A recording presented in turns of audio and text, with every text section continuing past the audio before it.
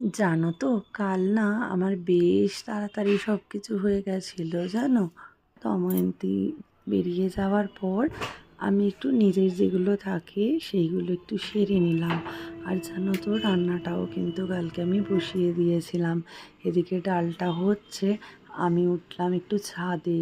কারণ দেখতে পাচ্ছ কত জামা কাপড়। এই এত জামা কাপড় মেলার জন্য ছাদে গেছি, কিন্তু শুকোতে জানো দেখলাম গিয়ে আধ ঘন্টাও লাগবে না। কারণ চরম একটা রোদ উঠেছিল। আসলে রোদ তো উঠবেই, চৈত্র মাস চলছে। কিন্তু আমি এতটাই ভোলা, ওই দেখো পায়ে জুতো নেই, উঠে পড়েছি ঢক ঢক করে। জুতোগুলো থাকে আসলে ল্যান্ডিংয়ে, আর এতটাই কুড়ে আমি যে নেমে আর জুতোটাও পরলাম না। এই দেখো, এই বেলি ফুলের সিজন আসলে আমার গাছটাতে হয়, বেশ কয়েকটা করেই হয়। আর আমার যেন মনে হয় ছাদে গেলেই একবার করে ধরে দেখি। তো যাই হোক, নেমে তো চলে এসেছি। আর ডালটা তো হওয়াই ছিল, ওটা ফোড়ন দিয়ে দিলাম একটু, মানে শুকনো লঙ্কা কালো জিরে দিলাম আর ধনে পাতা দিয়ে দিলাম। দিয়ে ডালটা আমার হয়েও গেল।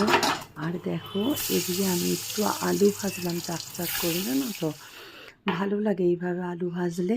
আর করব আজকে লোটে মাছ।